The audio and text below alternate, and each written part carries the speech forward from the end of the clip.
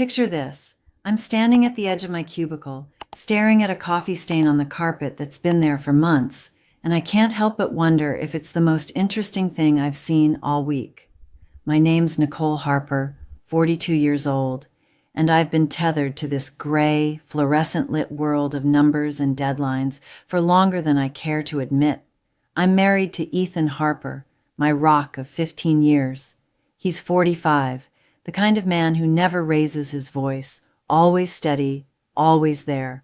We've carved out a life together in a suburban pocket just outside Chicago, a life that's comfortable, predictable, like the hum of the construction yard machinery that vibrates through the walls of Titan Construction where we both work as accountants. Ethan and I sit in adjacent cubicles, our days a blur of spreadsheets and tax forms. I'll glance over at him sometimes, his brow furrowed over a calculator, and feel a pang of something I can't quite name.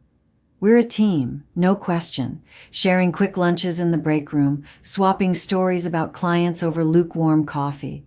But there's a rhythm to it all, a monotony that settles into your bones. I catch myself staring out the window at the cranes and hard hats in the yard, daydreaming about something, anything, to break the cycle. Not that I'd ever say it out loud. Ethan doesn't need to hear that. He's content and I'm here, aren't I? The office itself is a maze of drab partitions, the kind of place where the air smells faintly of toner and despair. The fluorescent lights buzz overhead, casting shadows that make everyone look just a little more tired than they are. Beyond the windows, the construction yard churns with activity, gravel crunching under tires, the distant shout of foremen barking orders. It's a world of grit and steel out there, a stark contrast to the sterile click of keyboards in here. But this is my world, our world, and I've learned to live with the way it grinds on, day after day. Then there's Richard Bennett, our boss. At 50, he's got a presence that fills a room before he even speaks. Always in sharp suits, tailored to perfection, he's got this blend of charm and steel that makes people sit up straighter when he walks by. Ruthless, some whisper behind closed doors, but never to his face. To me, he's always been professional, clipped, and to the point. Yet there are moments, fleeting, almost imperceptible, when I catch his gaze lingering just a second too long. It's nothing I can pin down, nothing I dare mention. Probably just my mind playing tricks, right? I mean, why would a man like Richard, with his corner office and iron grip on this company, have any reason to look at me twice? Still, it leaves a strange knot in my stomach, one I push aside as I dive back into the grind of the day. It's just past noon now, and I've got a payroll report to finalize before the end of the day. My fingers tap rhythmically on the keyboard, the numbers blurring together as I cross-check figures for the third time. Every so often I glance at the clock on my desk, its red digits ticking forward with agonizing slowness. I can't shake the thought of that after-hours meeting Richard requested earlier this morning. He'd stopped by my cubicle, his voice low and measured, saying he needed to discuss something important. No details, just a time. 5:30 p.m., and a look that I couldn't quite read. It's been gnawing at me ever since, a quiet undercurrent to every task I tackle. As I'm wrapping up the last of the report, Ethan leans over the partition between our cubicles, his familiar, easy smile breaking through my haze. He suggests grabbing takeout for dinner tonight, maybe that Thai place we both like. I nod, barely registering the words, my mind still half on Richard's cryptic request. Sure, sounds good, I mumble, forcing a small smile. Ethan doesn't seem to notice my distraction, and I'm glad for it. I don't want to explain the unease that's been creeping up on me all day. It's probably nothing, I tell myself. Just another performance review or a project update. But deep down, I'm not so sure. Out of the corner of my eye, I catch a glimpse of Richard in his glass-walled office across the floor. He's standing by his desk, arms crossed, staring out over the sea of cubicles. For a moment, I swear his gaze locks on me, sharp and unreadable, before he turns away. My stomach twists, and I quickly look back at my screen, pretending to be engrossed in the payroll data. Why does it feel like he's watching me more than usual today? I shake off the thought, chalking it up to nerves. I've been in this role for years, crunching numbers, filing reports, doing everything by the book. But lately, I've felt stuck. like I'm treading water, waiting for something to shift. A promotion maybe, or just a change of pace. I don't let myself linger on it though. Dreams like that feel too far out of reach in a place like this. The clock finally hits 5 p.m. and the office starts to clear out. The hum of conversation fades as people grab their coats and bags, eager to escape the fluorescent prison for the night. Ethan stands up, stretching with a quiet groan, and walks over to my desk. He leans down, pressing a quick, familiar kiss to my cheek. "See you at home, Nick," he says softly, his voice warm. I nod, managing a faint smile as he heads for the elevator. I watch him disappear around the corner, then turn back to my desk, pretending to organize a stack of papers. Truth is, I can't seem to focus on anything but the ticking clock. It's 5:25 p.m. now, and my heart's starting to thud a little faster. I shuffle the papers one last time, take a deep breath, and stand up. The office is nearly empty, just a couple of stragglers finishing up calls in the far corner. The fluorescent lights seem harsher somehow, casting long shadows across the cubicles as I make my way to Richard's office. My footsteps echo in the quiet, each one heavier than the last. I don't know why I'm so on edge, but that knot in my stomach is back, tighter than ever. I reach his door, the glass frosted just enough to blur the figure inside. I knock lightly, and his voice comes through, smooth and commanding. "Come in, Nicole."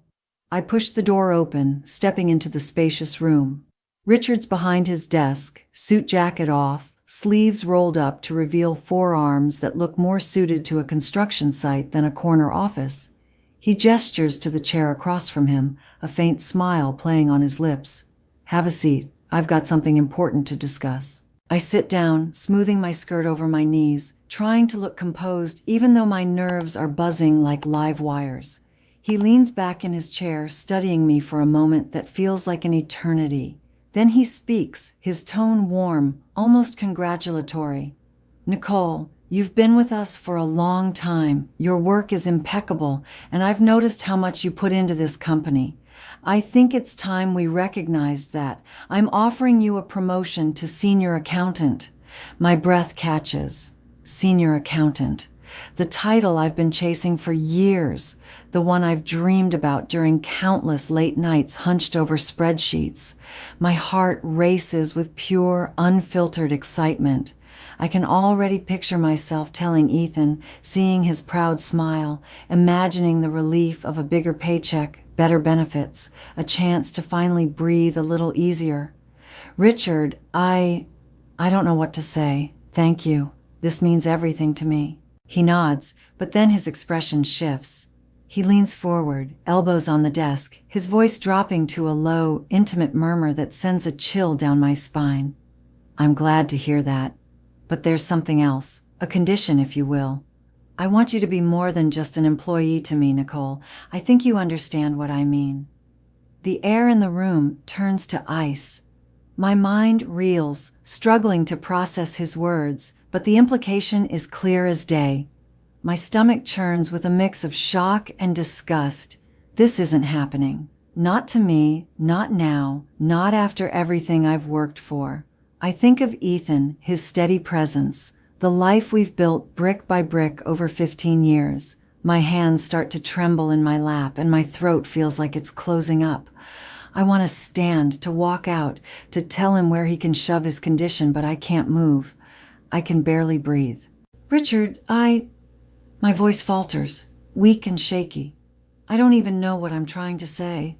My thoughts are a chaotic mess, spinning between outrage and the sickening realization of what he's asking. But then another thought creeps in, unbidden and ugly. The promotion, the money, the escape from the stagnation that's been suffocating me for years. I felt so trapped, so desperate for a way out of the endless grind. Could I do this? Just once? Just to secure our future? Ethan would never know. We could have the life I've always wanted for us, the one I've been too afraid to admit I crave. The silence stretches on, heavy and suffocating. Richard watches me, his eyes sharp, waiting for my answer. My heart is pounding so hard I'm sure he can hear it. Finally, I force the words out, barely above a whisper. Okay, just this once. I hate myself the second I say it, but the rationalization is already taking root. It's a means to an end, a sacrifice. My heart is hammering in my chest, a frantic drumbeat that drowns out everything else as I stand there in Richard's office, the weight of my whispered agreement hanging in the air like a storm cloud ready to burst. The room feels smaller now, the walls pressing in as the reality of what I've just consented to sinks deeper into my bones. I can't look at him, not directly, so I fix my gaze on the edge of his desk, tracing the polished wood with my eyes as if it might offer some kind of escape. But there's no escaping this, not now. Richard's chair creaks as he stands, his presence looming as he steps closer, and I feel the heat of his nearness like a physical force. My skin prickles with a mix of dread and something I can't name, something I don't want to name. It's like I'm watching myself from outside my body, detached, as the moment unfolds in a way I never imagined it would. The air is thick with unspoken tension, every second stretching into eternity. I'm caught in a web of my own making, torn between the life I've dreamed of and the betrayal I'm stepping into. My mind flashes to Ethan, his steady hands, his quiet laugh, the way he always knows how to ground me, and guilt claws at my insides, sharp and unrelenting. But I've already crossed a line, haven't I? There's no turning back as Richard's voice, low and deliberate, cuts through my spiraling thoughts, guiding the moment forward with a kind of inevitability that makes my stomach twist. And then, just as I think I can't bear the weight of it any longer, the door swings open with a sharp creak that slices through the haze. My head snaps up, and there he is, Ethan, standing in the threshold, his broad frame filling the doorway. My breath stops, my entire world tilting on its axis. His face is unreadable at first, his eyes flicking from me to Richard and back again, taking in the scene with a quiet intensity that makes my blood run cold. I scramble to pull myself together, my hands fumbling as I try to smooth my appearance, to hide the evidence of what's just transpired, or what was about to. Words tumble out of me, disjointed and desperate, apologies tripping over themselves as tears sting my eyes. Ethan, I'm so sorry. I didn't mean for... I can explain. Please, just... My voice cracks, and I brace myself for the explosion I know is coming, for the hurt and anger I deserve. But it doesn't come. Ethan doesn't yell. He doesn't storm out. Instead, he steps into the room, his movement slow and deliberate, and closes the door behind him with a soft click that echoes louder than a gunshot in the suffocating silence. His expression is strange, not the fury I expected, but something else, calm, almost intrigued, like he's studying a puzzle he's just uncovered. My mind can't process it. I'm frozen, caught between the guilt tearing me apart and the sheer confusion of his reaction. He looks at me, then at Richard, and when he speaks, his voice is steady, almost gentle. I didn't expect this, Nicole, but I'm not mad. I'm dumbfounded. The words don't make sense, like they're in a language I can't understand. Not mad? How can he not be mad? I search his face for some sign of rage, some crack in the calm, but there's nothing. Just that unnerving stillness. Beside me, Richard seems just as taken aback, his usual confidence faltering for a moment as he straightens, watching Ethan with a cautious gaze, as if trying to gauge where this is going.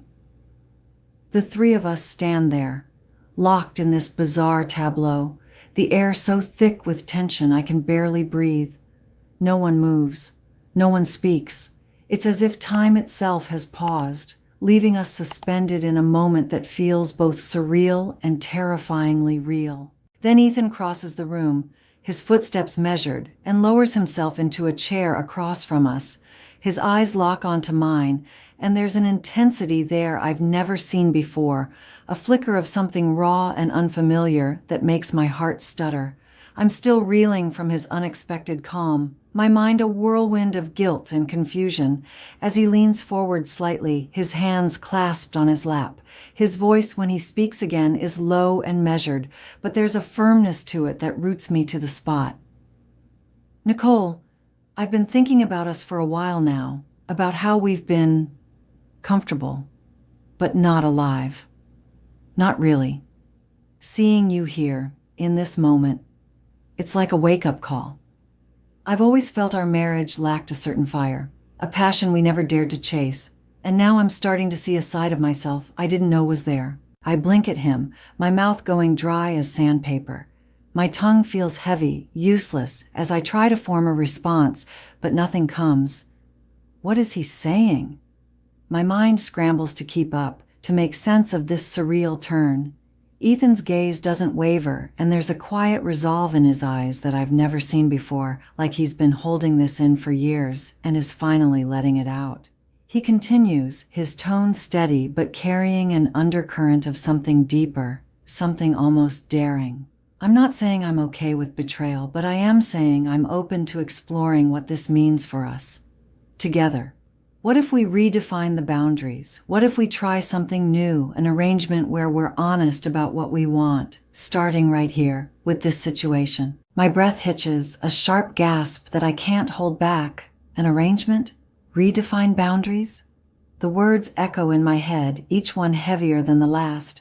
I'm torn in two, part of me recoiling at the very idea, clinging to the sacred promises we made all those years ago under a canopy of white roses, vowing to be each other's one and only. That Nicole, the one who believed in forever, screams inside me to shut this down, to walk away from this madness. But there's another part, quieter but insistent, that's intrigued, drawn in by Ethan's raw honesty, by the possibility of breaking free from the monotony that's dulled our edges over time. Could this be a chance to rediscover each other, to rebuild on a foundation of truth, no matter how unconventional? I glance over at Richard, who's been silent, observing us with a guarded expression. Sensing the shift in the room, he raises a hand, his voice smooth but cautious, cutting through the charged silence. I'll step back unless you both agree to involve me further. This is your call, not mine. His words are a lifeline, a reminder that I'm not trapped. Not entirely, but they also add another layer of weight to the decision hanging over me.